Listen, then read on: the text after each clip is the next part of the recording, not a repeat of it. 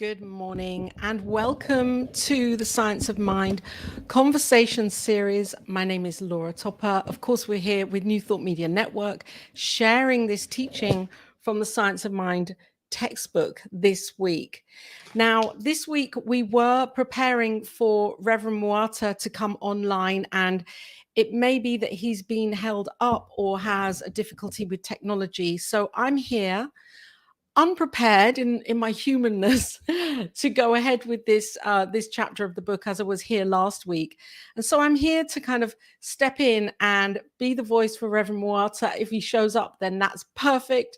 If not, then this is perfect too. I've been called in, obviously, to shine light on this chapter of the textbook today. So welcome. How are you? Where are you? If you would like to leave your comments or share where you are in the world, please do. Use Facebook, use the comments or YouTube so that I can know where you are. And of course, if you have any questions coming up in this kind of conversation from the textbook, then I'd really love you to pop those questions in, or comments, or anything that's on your mind, as I'm just guided to work through this and share with you. So as you know, I'm delving in, or maybe you don't know, we're delving in this week to finding the Christ. I haven't prepared. I'm just in here with it, and I'm going to absorb the consciousness and the energy and the meaning and the feeling of this and work through certain points that come up with you. So this is a blessing for me to be here. Finding the Christ, I feel, is a pivotal point of this teaching, because we're invited to see and know and feel Christ as consciousness.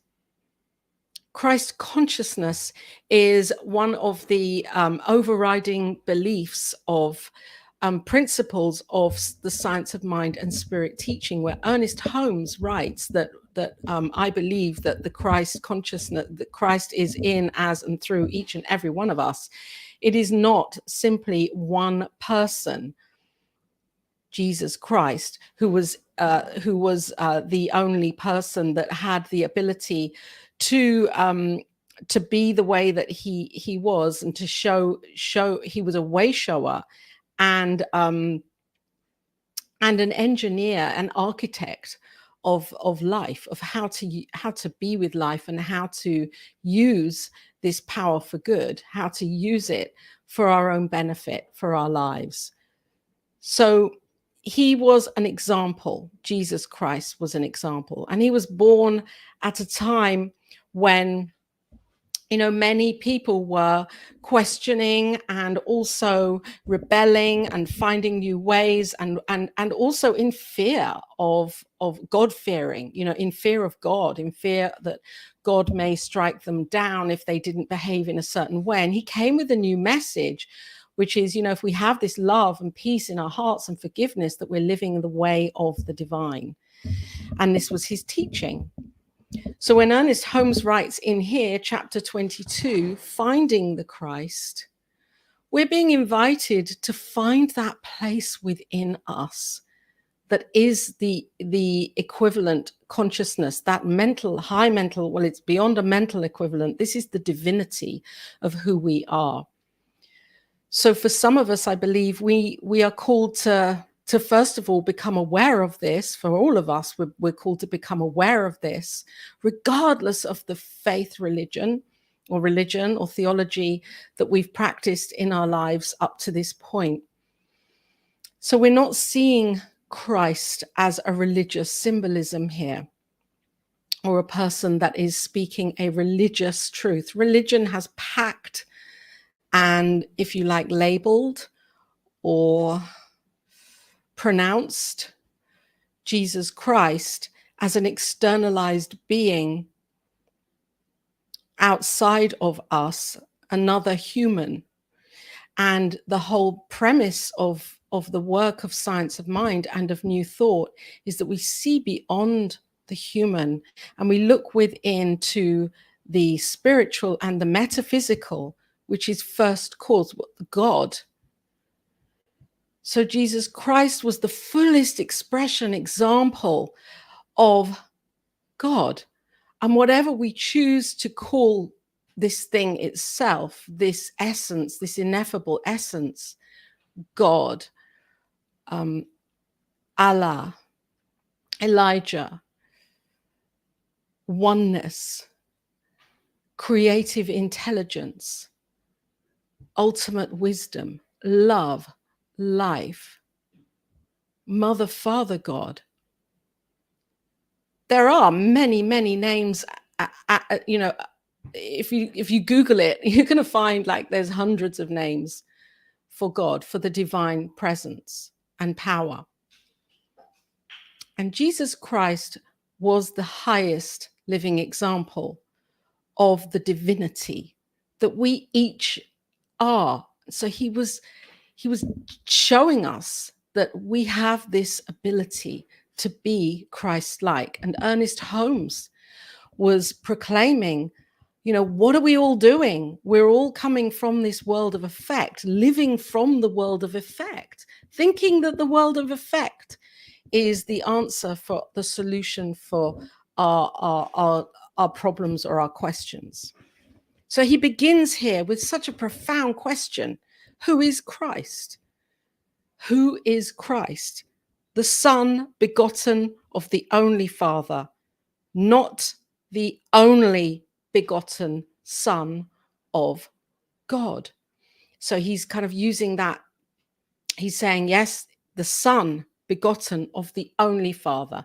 So let's put to aside gender influence here in this book, in this text, and in this reading. The one begotten of the only Father. Well, the Father, the I am, not the only begotten one of God or Son of God. So he's claiming it right here. He's answering his own question. Who is Christ? And I'm sure he's pondered this question for years and years and years, because Ernest Holmes was known as the eternal question mark and the great synthesizer. So I'm sure that he's really thought about this, and he's just saying what the conclusion that he's come to. Who is Christ? He's asking himself, he's asking us. The Son begotten of the only Father, not the only begotten Son of God. So nowhere does it say in the biblical text, in the scriptures, that Jesus Christ was the only Son of God.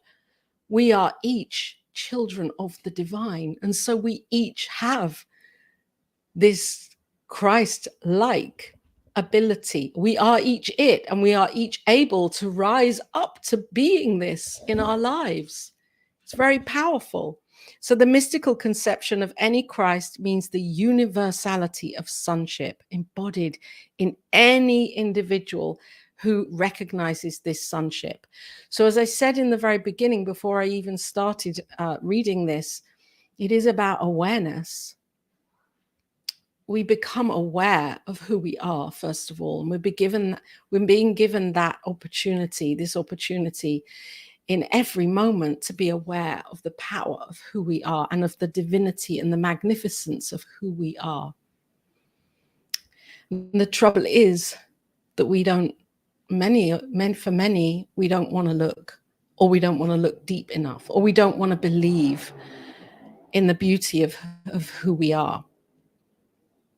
And yet I see, you know, that we are shifting.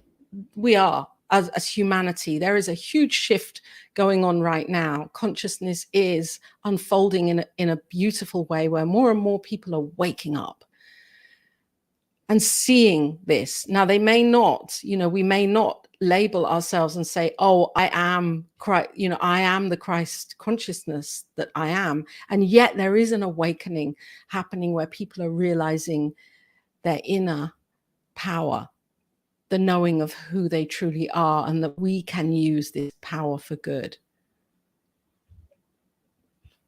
So please put in your comments. I'd love to know who you are. If you want to ask anything or say anything and guide this conversation, then I am really open for that. As I said at the beginning, I was set to produce the show today for Reverend Muata, who hasn't, for some reason, I think his technology something may be happening. And so I'm here with this conversation don't have my slides as usual, and I'm just dipping in cold because although I've read it over and over many times, I didn't prepare for today at all in my human mind. So he goes on here on page 357, still on this first page, because it's a big question: who is Christ? It's a big question for me. I was brought up, I was raised, my family of origin are Jewish. And so this question never even came into my into my awareness. It wasn't a question I would be asking. I would be, more kind of ask myself as I was growing up, well, who is Moses? Who is Abraham? Who are these great women in the Old Testament? Sarah and Esther and Ruth. For me, there wasn't an awareness that I even needed to or wanted to ask this question: who is Christ? It didn't come into my realm until I really first opened this book. Because even before opening this book, I was so into spiritual teachings, and yet Christ hadn't come into my awareness. So for me, there's been an amazing opening where I can ask myself from the metaphysical perspective, well, yeah, who is Christ? And I feel great that I am allowing that into my life, the knowing that this Christ consciousness is me too, as it is you. As it is you. So he talks about this universal idea of sonship, of which each is a member. We are one. This is another way of saying oneness, isn't it? There is no separation. It is one unified collective. And we are here as that unified. And we're individualized as we show up in our unique and magnificent ways, as that Indra's net that we're each a part of, and it cannot be broken apart. So each of us is so necessary and so vital and so vibrant. And what I'm getting here for me is that as one lifts into this knowing of who is Christ and bees into this knowing as the beingness of it, that we do this for all of us together. So it's so important in our practice that we know that everything that we do individually, we're doing collectively. In our spiritual mind treatment, when we treat, we're treating individually and collectively, and yet we're also treating collectively, even if we're not treating for a collective experience within that treatment, because we're one. Robin, and let me just get your comment here. Robin, oh, thank you. Oh yeah, Reverend Muata. I'm calling you in, Reverend Muata, wherever you are. I'm knowing that your technology is working perfectly and that you're just going to pop in here and kind of like, oh, okay, I'll get back to producing the show. I'm producing the show today live. There you go. So let's turn over. If you've got the book here, we're on 357 and we are looking at we should turn. So he's saying here at the bottom of the page, right? We should we don't really should on ourselves here, do we? But he's written it here. We should turn to that living presence within, which is the Father in heaven. Recognize it as the only and one power in the universe. Unify it. He's given us a spiritual mind treatment here, isn't he? It is the one and only power in the universe. Recognize it as this. Unify it as this. Declare our word to be the presence, power, and activity of this one. We should speak the word with belief in its power, because the law is the servant of the spirit. He's kind of going off on a little tangent here. He's talking about spiritual mind treatment and how to use it. And yet, I think what he's saying is that we can open up our hearts, our minds, our consciousness. We can lift in our mental equivalent to know that each of us is the I am that I am. And this is a powerful thing to be treating for, because we're all, well, I'm going to speak for myself here. You know, there have been times when I want that physical demonstration of the material.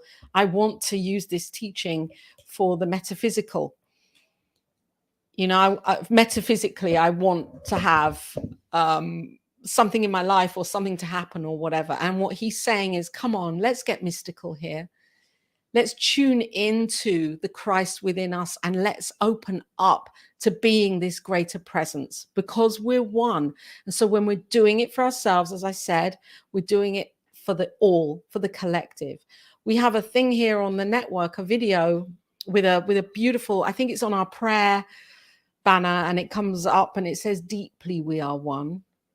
I love that. Deeply we are one.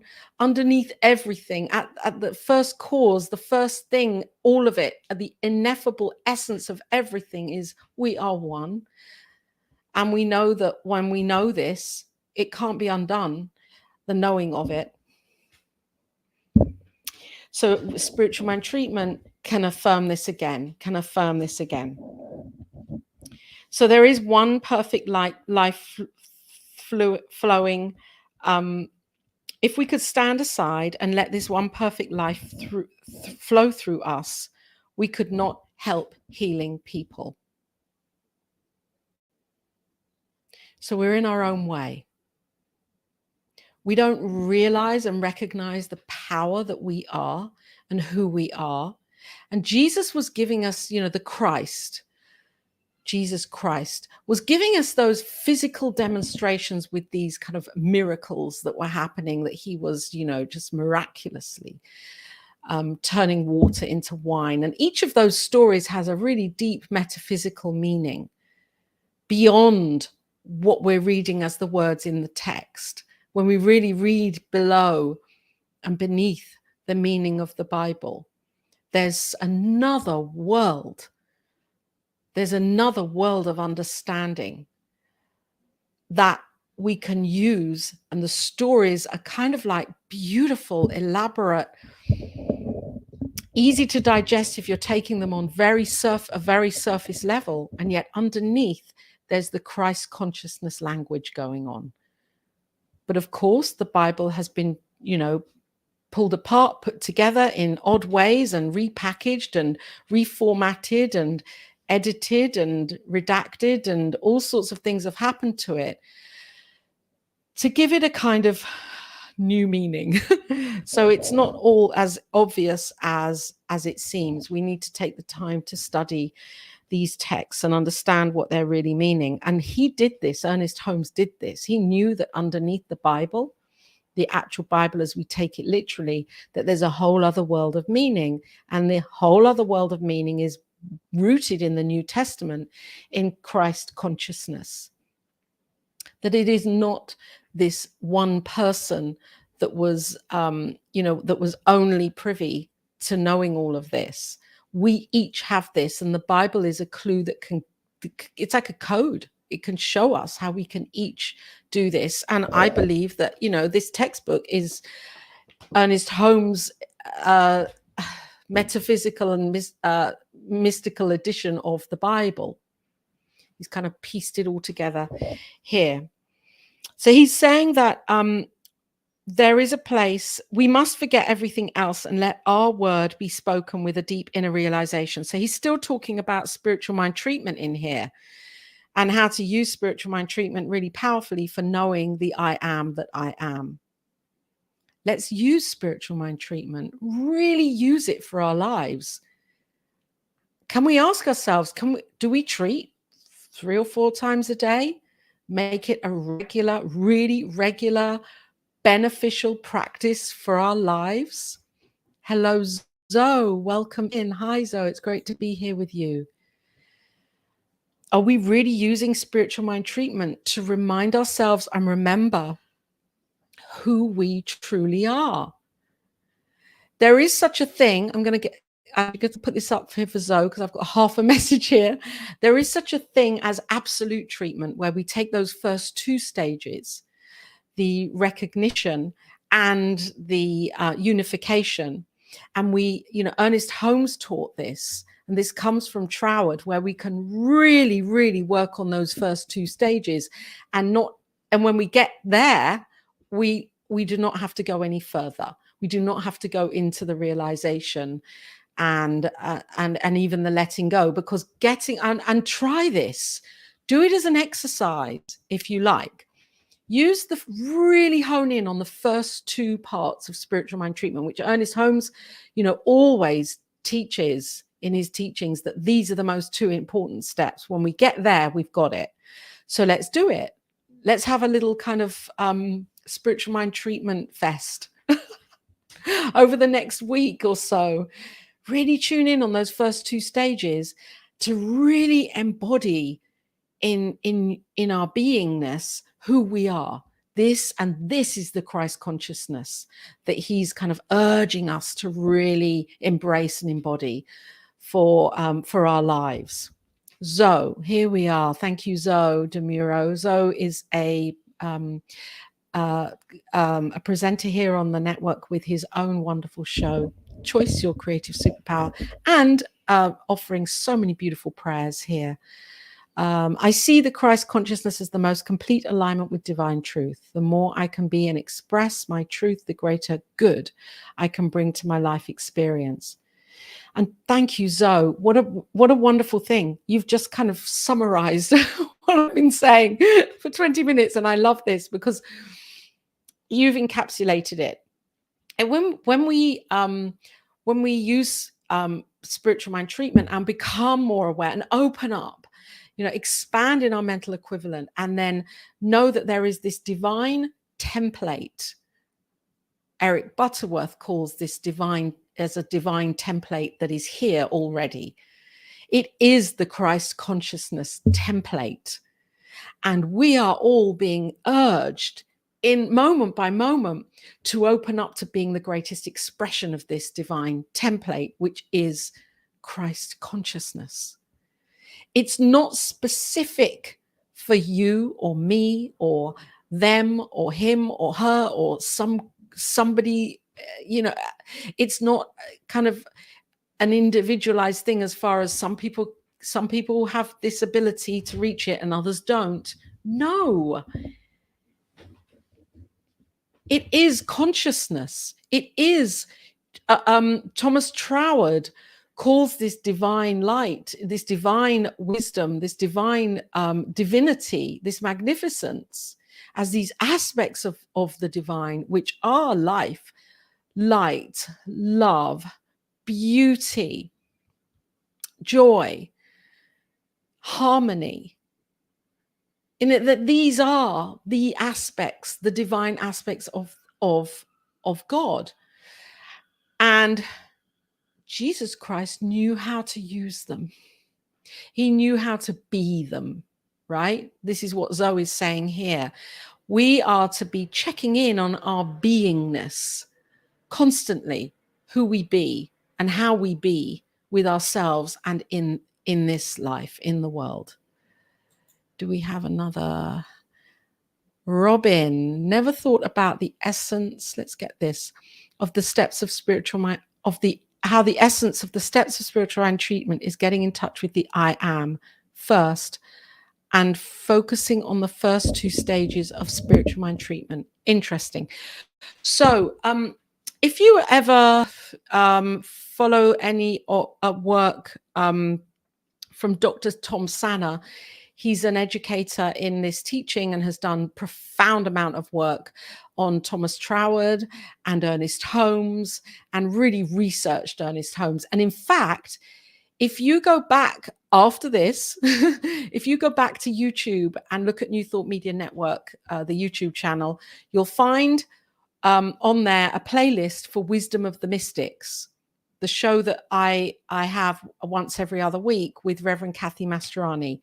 Now, every show, we invite a presenter on to talk about their mystic.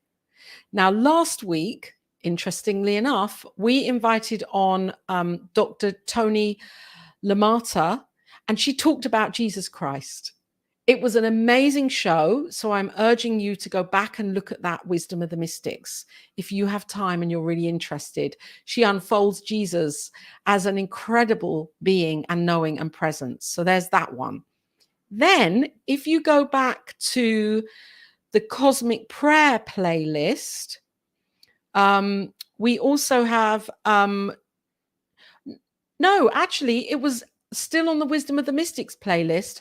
There's Dr. Tom Sanner coming on, and he's talking about Thomas Troward. Now, Thomas Troward, we could say, is kind of like 50 or 60% of the writings in here. Ernest Holmes really, really embodied the work of Thomas Troward. And this was where I believe he had his initial ideology of spiritual mind treatment. And Ernest Holmes really leaned into these first two steps. And when we are embodied in that second stage of spiritual mind treatment, everything else is kind of icing on. You know, it will just happen because we're there. And it's like, yeah, this is it. We're there. So go back and listen to those two Wisdom of the Mystics, and you'll find some really interesting insights there from both of those powerful teachers that came on to talk. So there is a place, we're on 258, or maybe let's move it on a little bit more. The powerful thing about the Science of Mind textbook is that a whole chunk of the textbook is devoted to the teachings of Jesus. So he hasn't left Jesus out, he's put Jesus in. And the reason I believe is not because he was not because he's trying to elevate Jesus as a person and say, wow, you know, this person is so amazing, let's put him into the textbook, or let's have, you know, a third of the textbook on the teachings of Jesus. It's because he knows, Ernest Holmes at that time knew that Jesus Christ was such an influence in race consciousness, for religion, and for the way that people ran their lives, and Christianity, and the percentage of people that were at that time practicing and do practice Christianity. So what he was saying by putting so much of Jesus Christ in here, I believe, is that here's your example.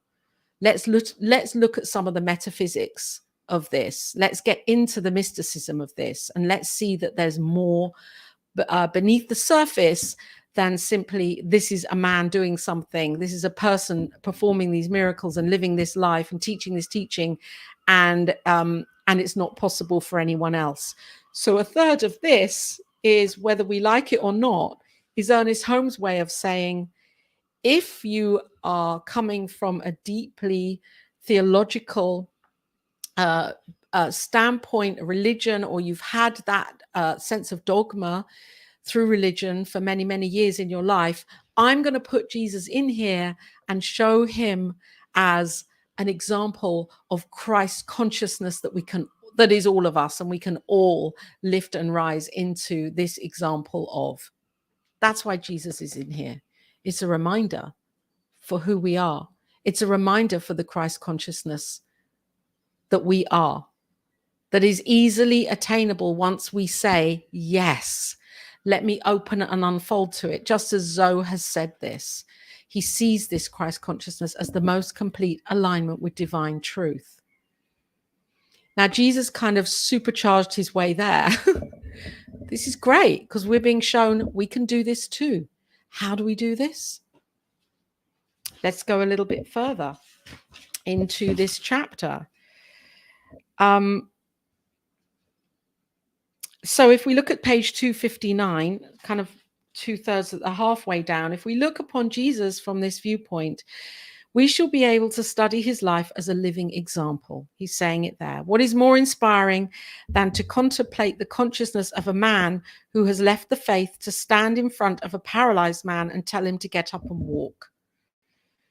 So again, he's giving examples here of what I was talking on earlier, that Jesus is the way shower. As the human gives way to the divine, this is beautiful, in all people they become the Christ.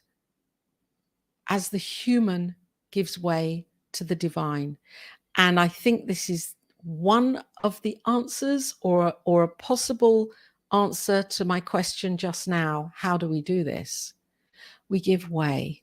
We surrender. We surrender the human ego limitations of the finite, limited mind and ideas, I should say, and beliefs and concepts of who we think we are as human beings. And we tap in to the mystical, to this divine magnificence, to the divine, to God, whatever we call God, however we know God as. We tap into this and we become highly aware of being in this world, being of the spiritual as we are here on planet Earth, and uniting those two together. So we're bringing heaven on earth, or we're bringing our knowing of heaven on earth. So we become this walking heaven here on earth. And that's what Jesus was doing. And of course, others were doing it, and others have done it, and others do it now.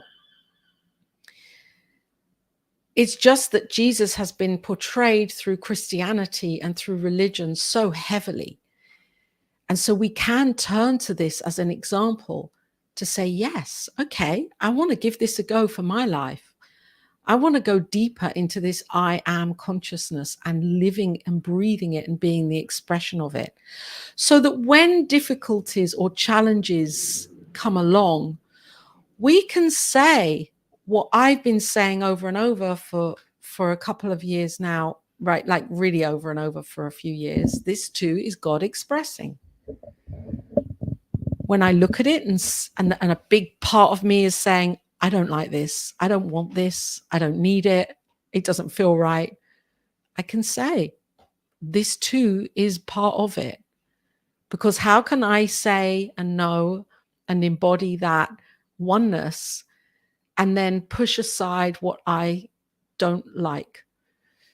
Then I'm not living as one and experiencing this experience as one beautiful experience where I get to walk the labyrinth, as I talked about last week, and I see it from a new perspective as I meander and take a turn and take a turn and take a turn. I can look back or look to the side and see it all from a whole new light. And this is the evolution. This is the unfolding.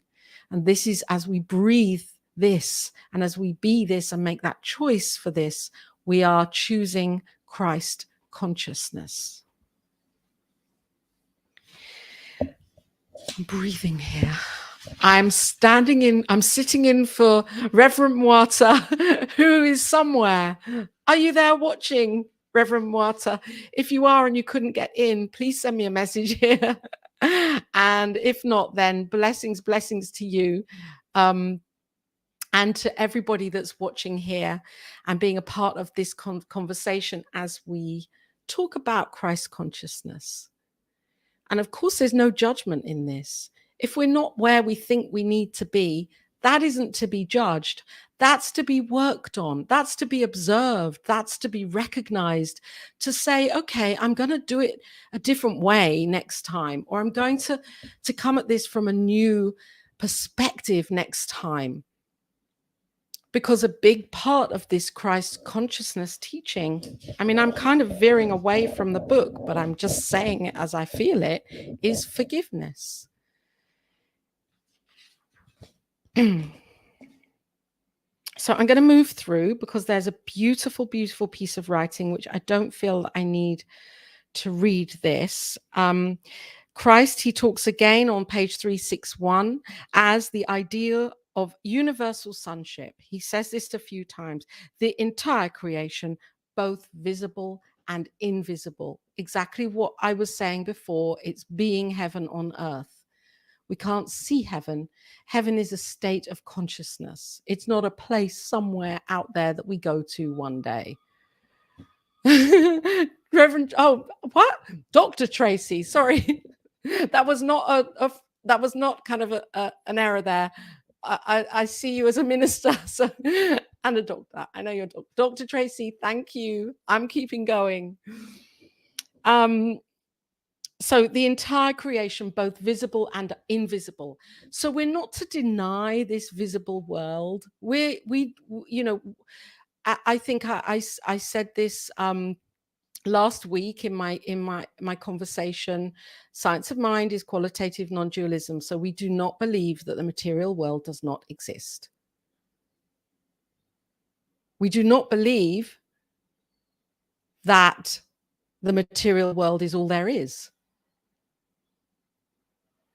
So we believe, or I believe, I'm just saying, when I say we do not believe, I'm talking about the principles of science of mind. I wasn't talking about you and, I believe that everything is unseen before it is seen. The non-physical is here before the physical. Consciousness cannot be seen anywhere. When we go back to the core of what it is, the thing itself, and yet it uncovers itself as form. It goes through the law and uncovers itself. So we're being these alchemists. That's what we are. And we're bringing heaven into our world right now. And the more expanded the awareness we have of this, we can be the Christ consciousness. We can be the living, breathing examples of it for our lives. And we can see seeming miracles happen. And we can say, that was a coincidence. How did that happen? I was just thinking about that. And then or I feel better. I'm healed from this. Or my money situation is better. It's healed because I've been seeing it differently. Or I've reconciled with somebody that I haven't spoken to for a long time. And this relationship now is good in a new way, in a new light. So we are doing it ourselves. This is personal responsibility. And I believe that science of mind really teaches us to take accountability for our own lives, to take accountability for knowing the truth of who we are and really demonstrating that in the most beautiful of ways. That does not mean not having boundaries. That does not mean not being clear. That does not mean not having a vision. That does not mean not doing the inner work to expand. That means opening up to knowing oneness. And, Dr. Tracy, this is what Dr. Tracy does each and every day with her work with inclusivity and diversity and equality and what's mine to do. We're always being given this beautiful opportunity to delve into our hearts, to open up more fully to the I am that I am. And I think that question, what's mine to do, is perfect, because it doesn't necessarily mean in the physical world what's mine to do. It means within me what's mine to do, so that I can attain this knowing within myself, to be a match with this divine template that is always here. It always has been.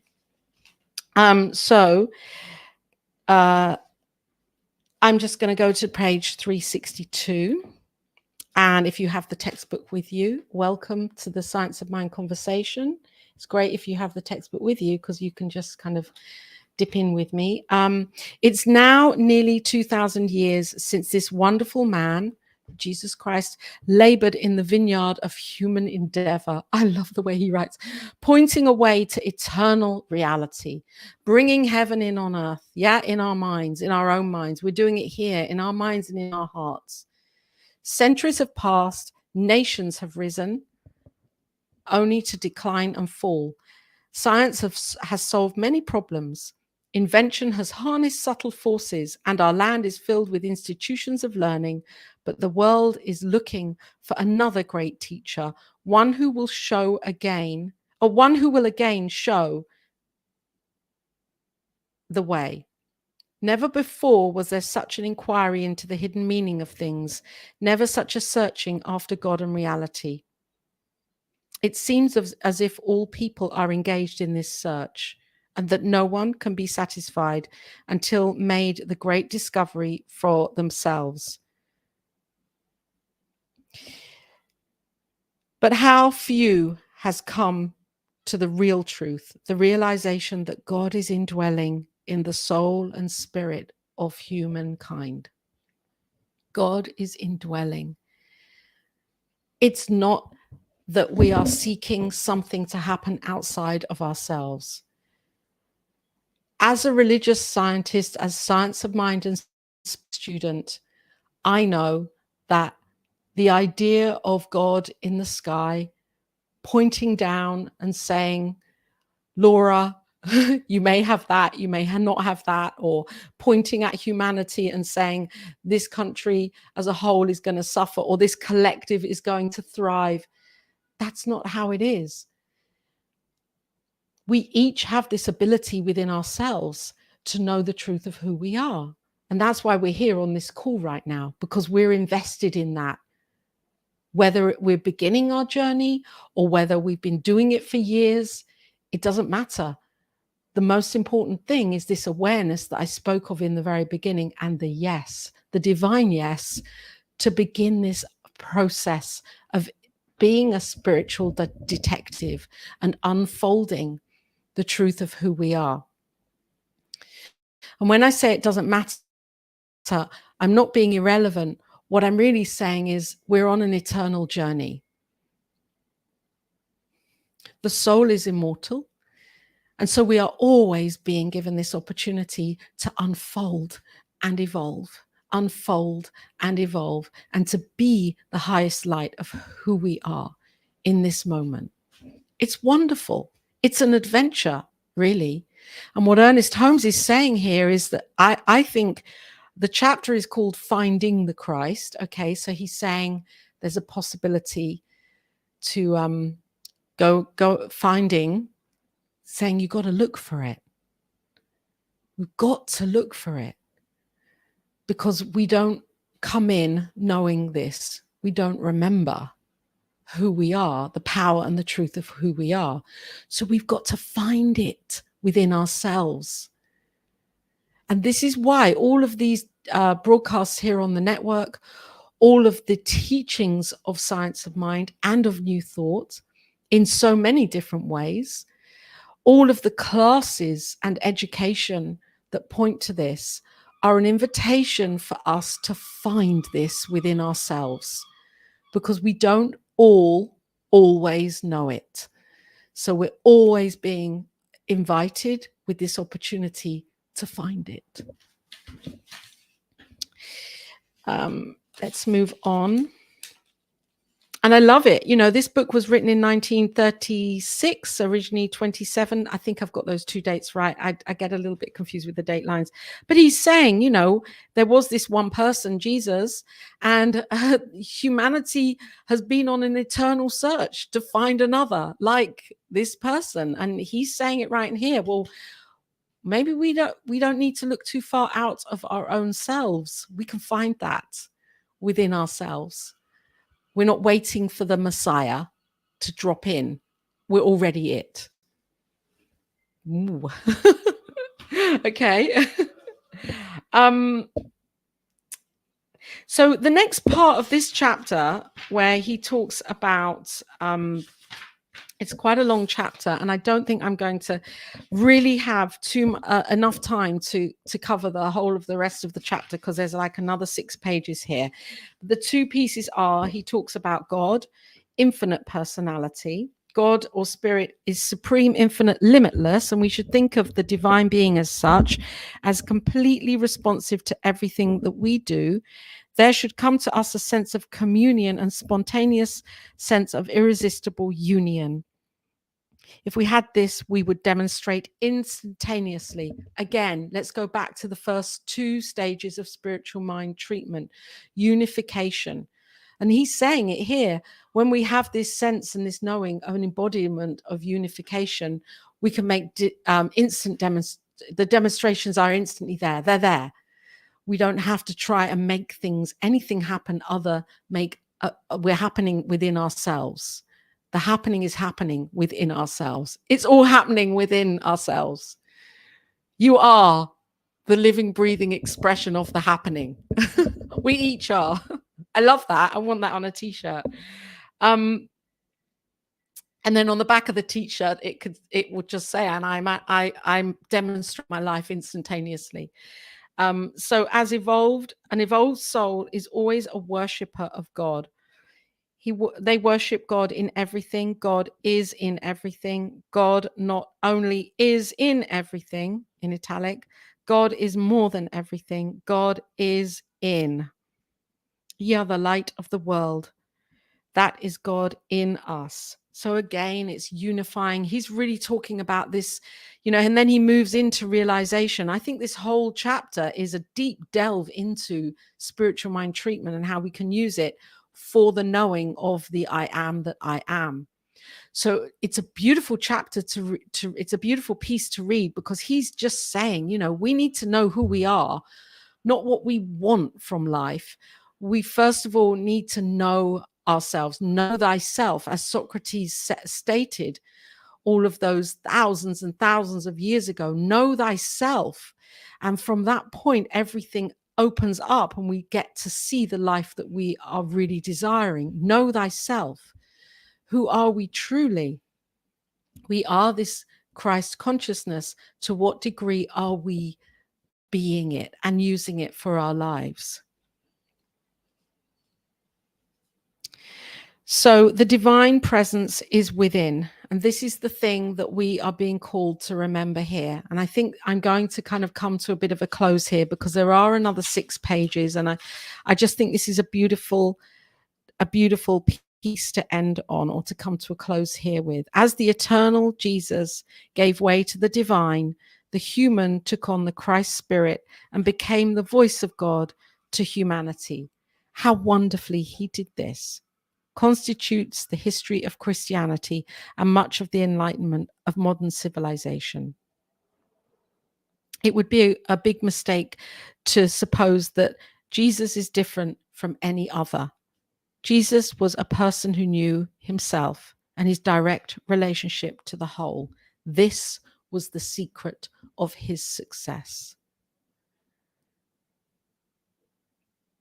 Knowing who we are, knowing oneness, knowing that there is no separation. I think this is the biggest problem and challenge of our life, of our lifetime, is the sense of separation. And this is really inspiring me to even more deeply to come into knowing oneness, and knowing that we're not separate, we're not apart. There's nothing outside of anything. We are that Indra's net. We're so connected. And when we know it within ourselves, we become the demonstration of it naturally. There's nothing for us to do. That's when the seeming miracles happen. Things pop into our lives, into our experience. Things change and we can't wonder how. It's because we've come closer to that knowing of who we are. It's not a work of coincidence. It's a work of intention, of having that intention for our lives. So set an intention today. If you choose to, set that intention within your heart to know oneness, to really know it within you. Make your spiritual mind treatments for this week about this. Practice the first 2 steps, the absolute treatment formula. If I can find a link to some of the directions for this from Dr. Tom Sanna, I'll pop them here in one of the links. And yet you don't really need written instruction. It's about the first step, recognition and unification, the second step, and just going for it until you really, really know that you are that you are, the I am that I am. Jesus Christ gave humanity a way. He gave humanity a knowing. He gave humanity the opportunity to see who we truly are. Religion has shifted the idea of Jesus over the years, packaged Jesus Christ in a different way. And so I'm inviting you to look at that I am presence within your heart, within your mind, and to really open up to having a party in there and bringing that knowing of heaven as a state of consciousness, as that divine template, the Christ consciousness, the divine truth, as Zoe calls it, to reveling in that beingness of that, and then observing how your experience of life shifts. That is me for today, Reverend Muata. I would love you to actually create this program as well for yourself when the technology is suiting you, and I'm just feeling so blessed that I said I would produce today, and here I am showing up with this Science of Mind conversation. Have an amazing rest of your day. Stay tuned in to New Thought Media Network, because as always, there's programming happening that's wonderful, all sorts of things that come up during during the day. Great programming. And Reverend Robert is here. So Reverend Robert, are you coming onto the stream? You're welcome to. I've just completed the programming. No, he isn't, but all is well. Love and blessings to you. And here I'm putting up the link for the New Thought Media Network. Go and check out our brand new website. It's incredible. Reverend Robert has been working absolutely with all of his heart and soul, creating this brand new experience on the website. And of course, there is always a donate button on the website, because we know that you love giving into this network and being woven into the consciousness and the intention and the vision, the higher vision of bringing these teachings around the world. So we give you the opportunity to say, yes, this fills my heart. I'm overflowing with this. I'm going to put in a tithe treasure into the network. And there's ntmedia.org. Blessings and love to you. And next week, the conversation will be back, definitely. So stay tuned in for the next Science of Mind conversation next Saturday. Bye for now from sunny UK. Let's get the end video.